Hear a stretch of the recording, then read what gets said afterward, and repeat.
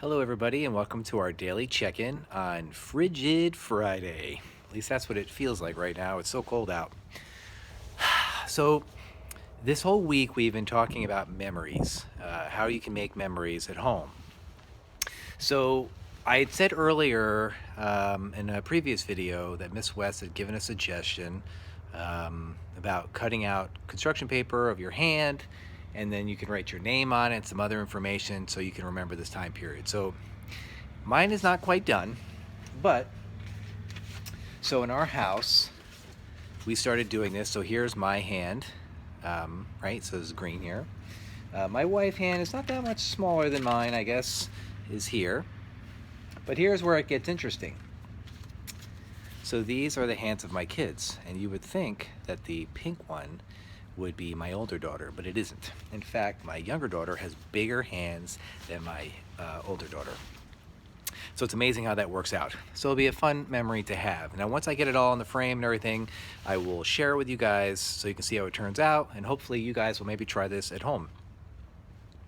So I was thinking about another memory. On Facebook, there are a lot of people that are posting pictures of their senior year to kind of do a little bit of a moral support for seniors this year. Now, you might have siblings of us, who are a senior this year, and obviously they're not getting the same experience. They're not maybe getting their prom.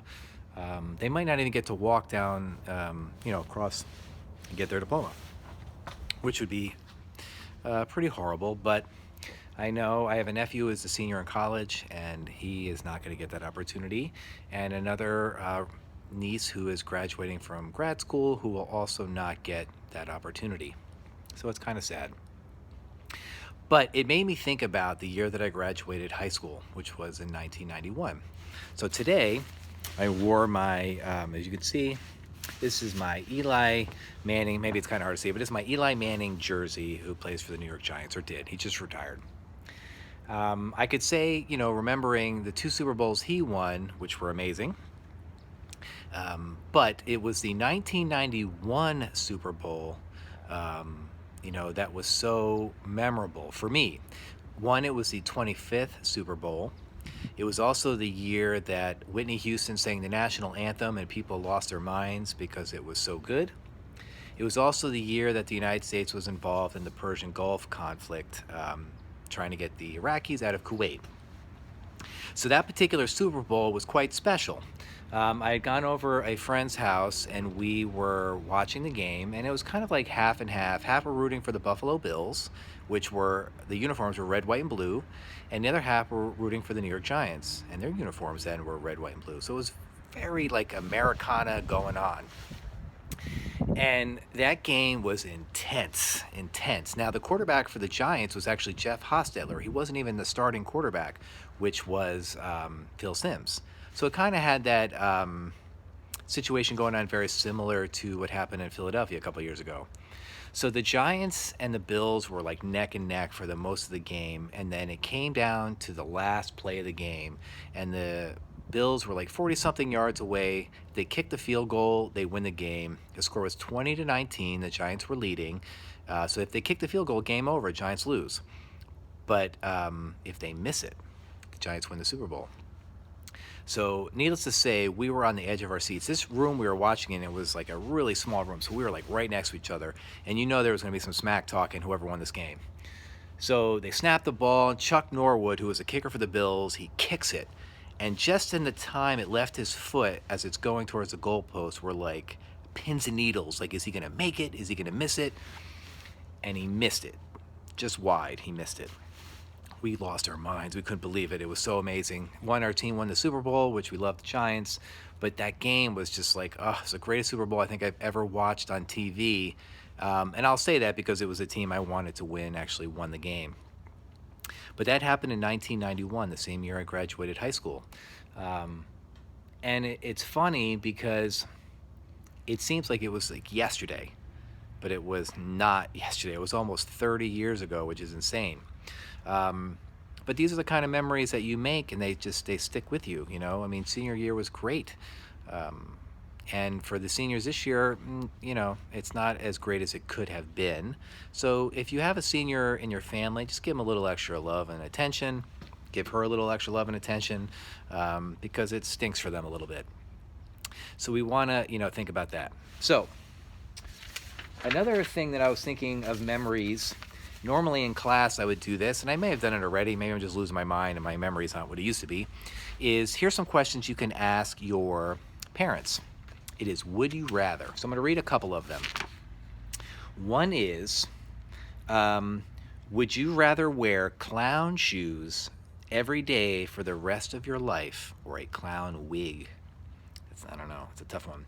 Or would you rather live in a place where it is always hot or always cold? Right now I feel like I'm in a place that's always cold and it's very depressing. Or how about this? Would you rather eat your favorite meal for every meal for the rest of your life, or never be able to eat that meal again? Or how about this one? Would you rather have a song of your choice play repeatedly 24 hours a day for a year, or have songs that you have no control over play 24 hours a day for a year? I don't know, so that's a tough one. Would you rather change the past or see into the future? I don't know. Those are all good would you rathers. It's funny because I bet if I asked in the beginning of the year, would you rather be home or be in school, everyone would be like, home. But I bet now everyone would be like, I'd rather be in school. See my friends hanging out. I just saw a picture that I had posted in school a while back, and it was my classroom right before you guys showed up. And I remember how excited I was at the opportunity of meeting you guys, and having the opportunity to start fresh, because I feel like every September is a chance for us to start fresh. Obviously this year was kind of insane, but I think next year you'll go into your classroom, a new classroom, not the one this year. Hopefully you'll get back, but if not, you go into your new classroom next year and you'll have those same new first day jitters and exciting to start new stuff and meet new teachers. So here is our quote for the day. It takes but one positive thought when given a chance to survive and thrive to overpower an entire army of negative thoughts. So it starts with one, right? A positive thought, a positive image in your head. So the positive image I had in my head was thinking about the past, thinking about, first meeting you guys, thinking about, my senior year experience, thinking about a Super Bowl. Those are the things that I was thinking about. I know last night Disney had like a sing-along, which I think we are going to be watching tonight. And all those movies will bring back memories of the times that I watched them originally. So I'm going to end on this. I'm very excited because today they cut our grass. It looks awesome. It smells terrific. Try not to smell too much because it's so cold out here. But the weekend is here. I hope you have an amazing weekend. Next week we'll start a new theme. But just make sure you do, as I always say, tell your parents you love them, your siblings you love them, hug them, call your grandparents, call aunts, uncles, you name it, friends. Just constantly keep in touch with people, show your face, and hopefully you'll make their day, because kindness is something that is important. We know that the coronavirus now is a virus and it's spreading. And hopefully we're going to make it through this, which I know we will. But kindness is also like a virus, like a disease. We want it to spread. We want everyone to feel that sense of love and compassion, and we want everyone to feel like they matter. And just know that every one of you matters to me. I think about you guys quite often. I miss you guys, and I do miss the annoying things that you guys would do, like talk too much, or drop your books too loudly, or giggle when you weren't supposed to, tapping your pencil, clicking your pen, all those things that would drive me nuts. I miss them because that's part of the school experience that I enjoy in hindsight. So have a great weekend, people. And for the parents out there that happen to be watching this, Just know you are doing a great job. We're grateful for all that you are doing. Stay strong. I know with my own kids, they're driving me bananas. I'm sure your kids are driving you nuts too. So let's try, we're in this together. So you guys have a wonderful weekend as well. All right. Peace out.